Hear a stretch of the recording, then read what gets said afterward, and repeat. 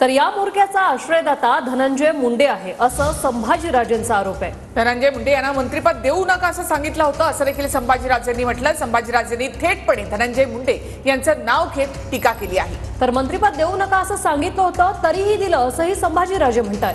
तर धनंजय मुंडेंना बीडचं पालकमंत्री केलं तर मी बीडचं पालकत्व घेणार असं देखील संभाजीराजेंनी ठणकावलं आहे। तुम्ही स्वतः विधानसभेच्या पटलावर मुख्यमंत्री काय बोलतात, एसआयटी लावणे मागतात, ठीक आहे, त्या एसआयटी मी बोलतो, पण हे सुद्धा बोलून दाखवतात त्याच टोन मध्ये, त्याच लाईन मध्ये की हा मोरक्या खंडनीत दोषी आहे।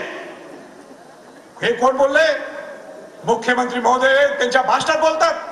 मग त्या मोरक्याला अजून अटक का झाली नाही? आपला प्रश्न सर्वांच्या वतीनं सरकारला, पण बीडच्या सगळ्या जनतेतल्या लोकांना मला हे सांगायचं आज, आणि ते सांगण्यासाठी मी आलोय, आणि ते म्हणजे जर का त्यांना पालकमंत्री पद दिलं तर हा संभाजी छत्रपती घराणा बीडचं पालकत्व घेणार।